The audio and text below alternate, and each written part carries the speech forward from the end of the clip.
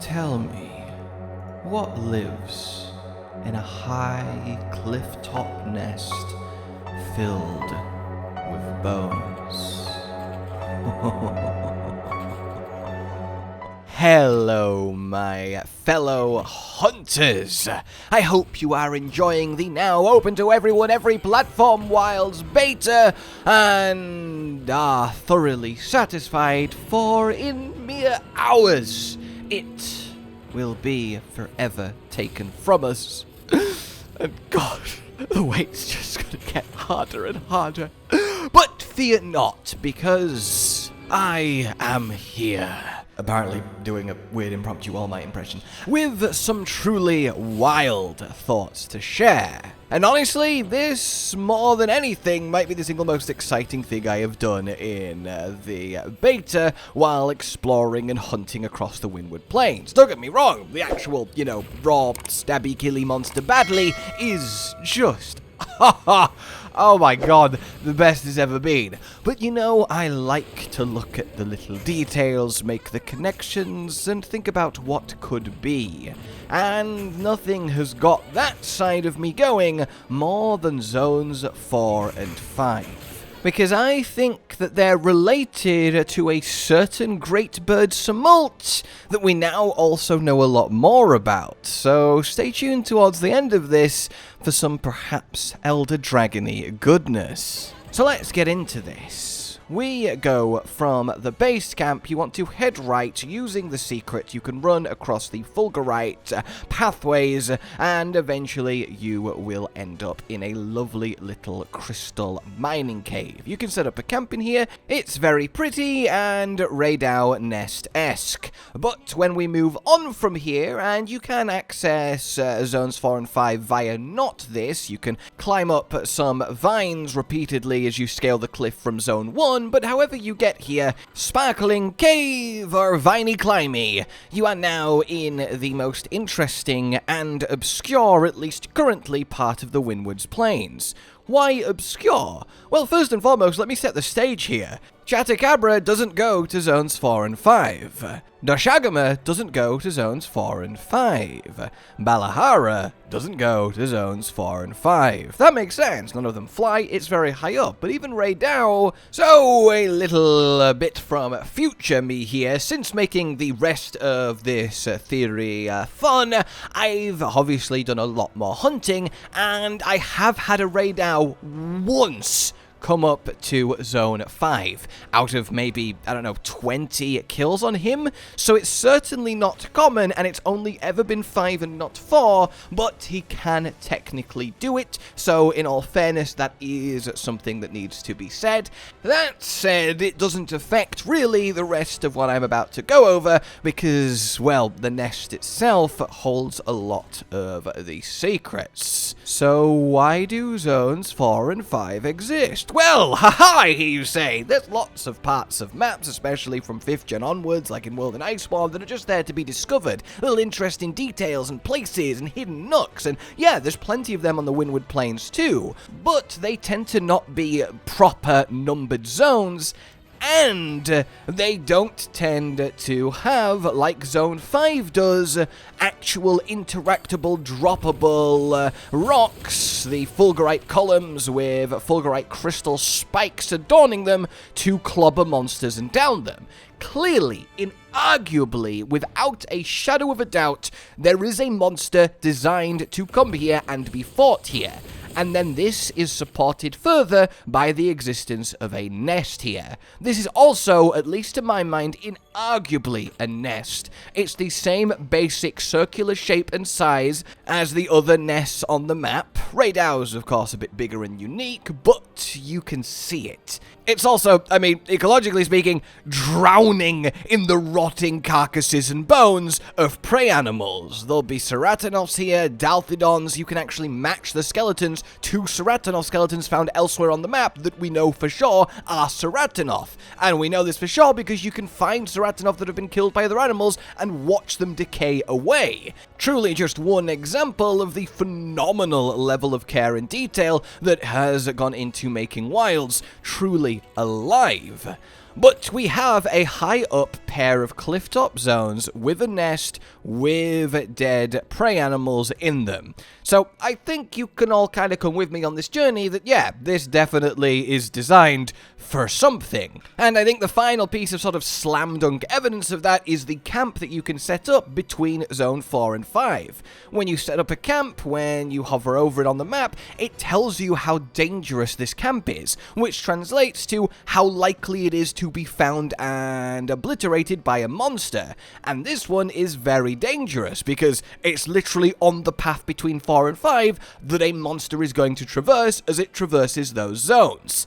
So, the only other monster on the Windward Plains we know about is quematrice, and I don't think our flaming cockatrice is going to be scaling this mountain to have a little nap up here. So then you, like me at this point, might have a further thought of, wait, no, we do know about another monster that is on the Windward Plains.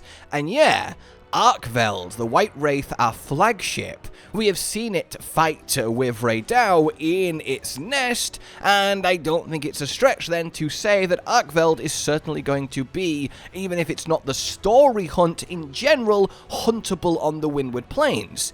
It's also, from the looks, going to be huntable on the Scarlet Forest, because we also see, story-wise, them find it having killed an duna there. It does make me think that Arkveld is going to be a member of every map's potential roster, which is really, really exciting. A kind of invader, extinct, chain-whipping son of a gun. And he does seem to literally be quite invadery, because the first thing he seems to do when he gets to a given map is fight the apex for control of it. In any case then, Arkveld obviously flies, and Arkveld will need a place to retreat to and sleep when you injure him enough on a given map. And zones 4 and 5 here and the nest would work for that. They'd be perfect for that. The 3 dropping boulders in 5 would give you a lovely little edge against him, and yeah, I could totally see it happening. The thing is, the little niggle that gets me is that it's Arkveld. It's the flagship. In a game where we're now seeing even middle-tier monsters like Lala, Barina get a unique home turf advantage nest that only they go to and use, there is no way in my mind that Arkveld is not going to get one of his own. A Railgun level lightning thunderdome, or the Duna belly flop city, and so on and so forth. But I think that Arkveld doesn't belong to any of the maps we've seen so far, and I think that's borne out because Arkveld is tied to Natter and his people, the Keepers, and we don't know the map that they call home yet. Presumably it's going to be the 4th map or the final map, or however many maps there are, a later map that we've not seen. On that map, what I would consider to be Arkveld's natural map, given his connections, there I think he will have a unique nest that is engineered for him. But if we then extrapolate that even so he's going to be huntable on all the other maps, then all the other maps need a place for Arkveld to sleep as the hunt draws to a close. And up here on Windward Plains does kind of fit that. Aha! Though, I hear you cry with a final trump card. Rathalos. We know he's in the game, thanks to the reveal trailer. That's literally the only thing he's ever done so far. He's not been in anything else, but he did fly into the Windward Plains. And it does make sense for this to be his map. And yes, he could easily pick up ceratonoth and cart them up here. So is this where Rathalos goes to sleep when he's on the Windward Plains? I think that's entirely possible, and something that may well answer this mystery in a much kinda more mundane way.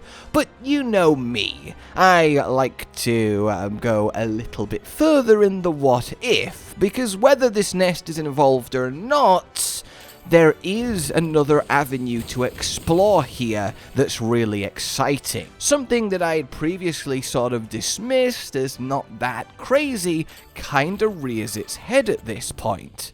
In the Windsong village, you can have a chat to the people there, and Elder Ella here, well, she says this: "Fine weather today. stay. I will tell you the tale of the great bird Sommelt before you go. Now, this was very interesting, and to me, it's one of three things. Number one, another name for Raidau that these people have. Number two, a endemic life, a rare endemic life that is being hinted at. Or number three, a whole other new monster that we have not seen yet. And I think it's easy to go with number three. Number one, it doesn't make sense to have a second name for Raidau when Raidau already likely is the village's name for Raidau. It's not endemic life, we've been scouring the map for it, and with the extra context we're about to get, it really does take away from that being the reality. So yes, let's have a look at this, because there are other NPCs you can talk to that give us a bit more of this puzzle. So, our elder is a great teller of stories, i.e. the elder that we already got Sommelt from. One in particular is much loved by the children here. It is the tale of a great bird that healed the stark rift between the land and its people. What was the bird called again? I recall its name holding the meaning, the binding force. Sommelt. So this gives us a little bit of goodness then. Because what does the binding force have in common with other things in Wilds? It's tightly, i.e. the black flame, the white wraith, the binding force. So, what would this monster be like? Well, presumably it flies, it's being bird-liked. I imagine it will have kind of talony, beaky, feathery, which is another reason I don't think it's being confused with Raidau, because they would not describe Raidau as a great bird, and it would need high-up zones to actually interact with and be fought in. Zones 4 and 5, with the nest off Zone 4 being its nest. And when we have something like the Binding Force, and it's this legendary creature that healed the rift between people and land, that is very Elder Dragon-y legend. That's the kind of power being talked about here. I still think it's entirely possible that the Black Flame turns out to be an Elder Dragon, but here, the Great Bird Sommelt, the Binding Force, I think that's the most likely potential Elder Dragon candidate we've heard of so far, and it's on this map, the people know of it, and there is a perfect set of areas for it to call home and nest in. The only real wrench is that it's not like a unique nest, which you would think something like that might get, but at the end of the day, I think it's very, very likely that there is another monster that utilizes these zones, and definitively something has to go to sleep in the nest with the prey, with the bones, and maybe that something is Sommelt. I would totally take a full-on bird-like-esque monster. There's plenty of them in Frontier, and we don't really have anything majorly powerful that also is properly avian in nature in Monster Hunter. Yian Garuga's like the strongest literally bird-looking thing if we ignore deviants like Nightcloak Malfestio. So this is really, really exciting to me. We have a monster, we have a legend, we have a title, we have a location, and we have all the excitement that comes with that. So let me know what you guys think of Sommelt, this area of the map. Is it even connected? And what you'd like to see from them. For now, like you've enjoyed this, subscribe and hit the bell for more. Consider supporting the future of the channel on Patreon down below. And until we meet again, a goodbye. Josh, Cotton, and Hollow with the videos, dropping the humor like a hammer on your tippy toes, bringing entertainment on a daily arrangement to take our insanity and turn it into entertainment. Yes, I said entertainment twice, to reiterate that it is nice to look into your faces on a mostly daily basis when you let us in your homes to make the whole world a stage. Goodbye.